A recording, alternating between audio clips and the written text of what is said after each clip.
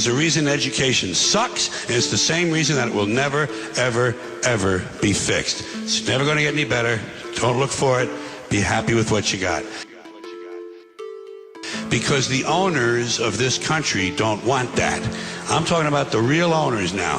The big, the wealthy, the real owners, the big wealthy business interests that control things and make all the important decisions. Forget the politicians. They're irrelevant. The politicians are put there to give you the idea that you have freedom of choice. You don't. You have no choice. You have owners. They own you. I really haven't seen this many people in one place since they took the group photographs of all the criminals and lawbreakers in the Ronald Reagan administration.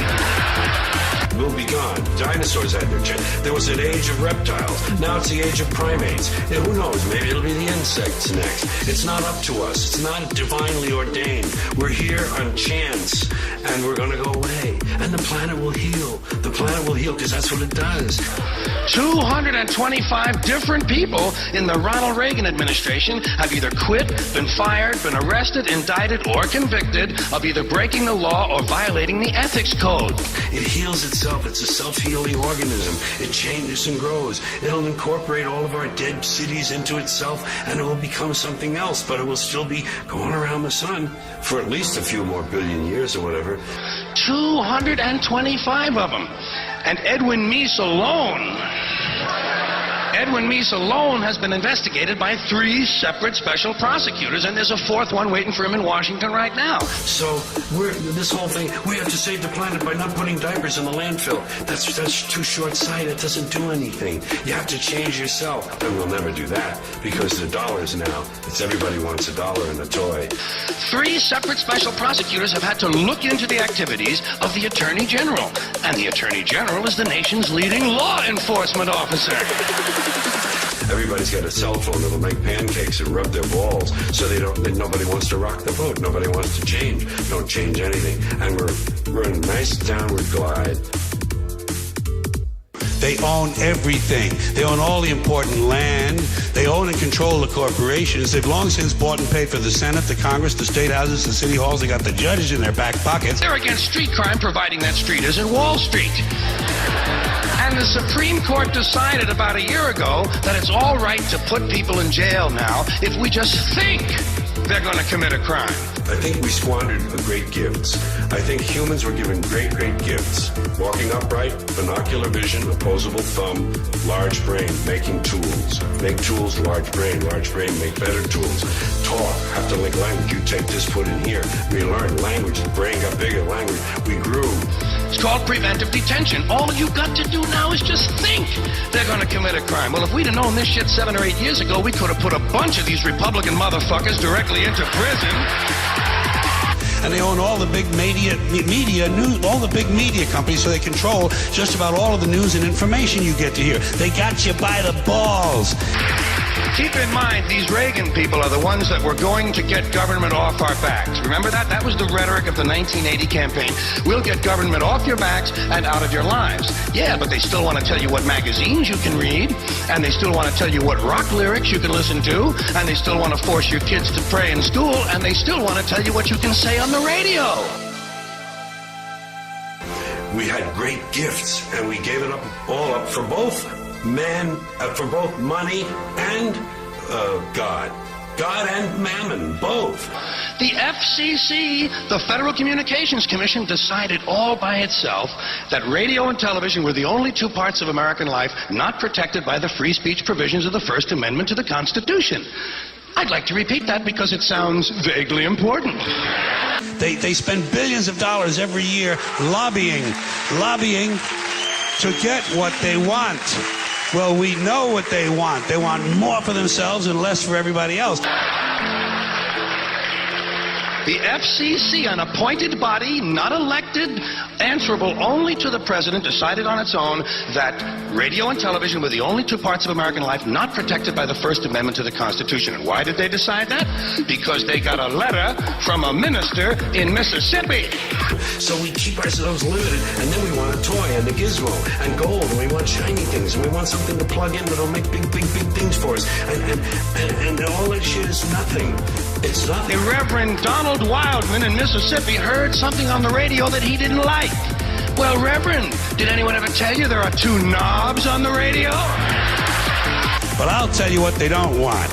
They don't want a population of citizens capable of critical thinking. They don't want well-informed, well-educated people capable of critical thinking. They're not interested in that. That doesn't help them. It's called freedom of choice, and it's one of the principles this country was founded upon. Look it up in the library, Reverend, if you have any of them left when you finish burning all the books.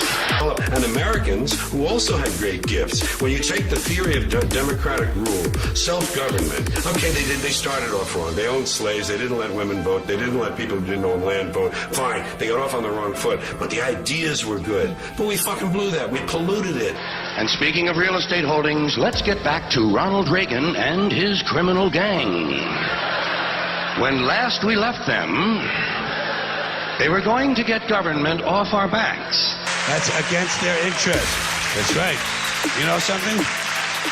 They don't want people who are smart enough to sit around the kitchen table and figure out how badly they're getting fucked by a system that threw them overboard 30 fucking years ago. When they say right to life, they're talking about their right to decide which people should live or die. We polluted it with this stuff, things, material goods, games, gizmos, toys, gadgets, having possessions. Oh, he's got a bigger truck. He says his truck is bigger than mine. I'm getting a new truck. It's the old American double standard. You know, say one thing, do something different. They don't want that. You know what they want? They want obedient workers. Obedient workers. People who are just smart enough to run the machines and do the paperwork and just dumb enough to passively accept all these increasingly shittier jobs with the lower pay, the longer hours, the reduced benefits, the end of overtime, and the vanishing pension that disappears the minute you go to collect it. And now they're coming for your Social Security money. And of course, the country is founded on the double standard. That's our history. We were founded on a very basic double standard. This country was founded by slave owners who wanted to be free.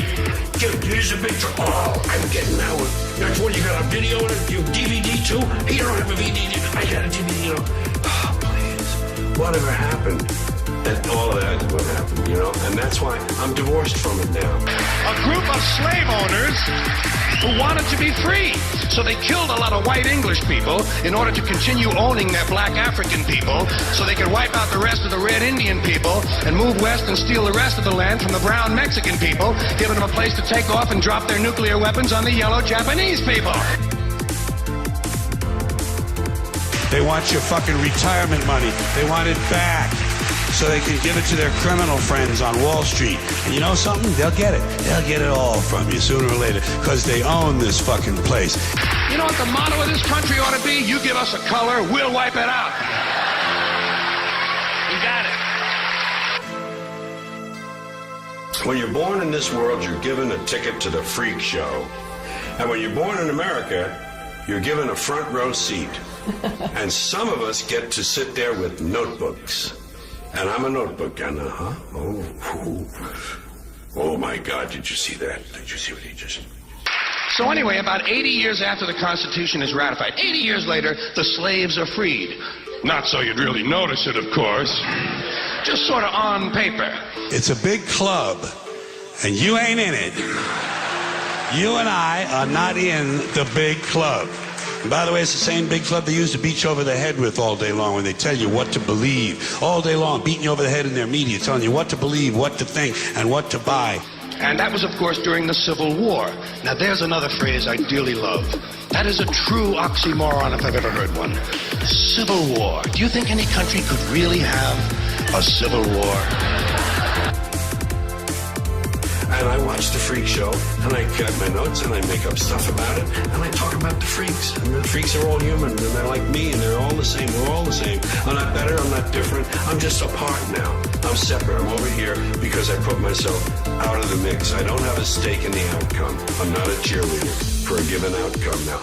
But what do you expect? Hey, come on, this is a warlike country. We come from that Northern European, basically the Northern European genes, the blue eyes, those blue eyes. Boy, everybody in the world learned real quick, didn't they? When those blue eyes sail out of the north, you better nail everything down, motherfucker. Good, honest, hard-working people. White collar, blue collar, doesn't matter what color shirt you have on. Good, honest, hard-working people continue. These are people of modest means. Continue to elect these rich cocksuckers who don't give a fuck about them. They don't give a fuck about you. They don't give a fuck about you. They don't care about you at all. At all. At all. Yeah. You know? Everybody in the world learned real quick, didn't they? When those blue eyes sail out of the north, you better nail everything down, motherfucker. Nail it down, strap it down, or they'll grab it. If they can't take it home, they'll burn it. If they can't burn it, they'll fuck it. That's what happened to us. Oh, they say if you scratch a cynic, you'll find a disappointed idealist. And I would admit that somewhere underneath all of this, there's a little flicker of a flame of idealism that would love to see it all change. But it can't happen that way. And incremental change, it just seems like the pile of shit is too deep. And it's a warlike country. Come on. I mean, forget foreign policy. Even the domestic rhetoric is warlike. Everything about our domestic policy invokes the thought of war. We don't like something in this country, we declare war on it. The war on poverty, the war on drugs, the war on crime, the war on AIDS, the war on cancer. We got the only national anthem that mentions fucking rockets and bombs in the goddamn thing. You know what I mean? The table is tilted, folks. The game is rigged. And nobody seems to notice. Nobody seems to care.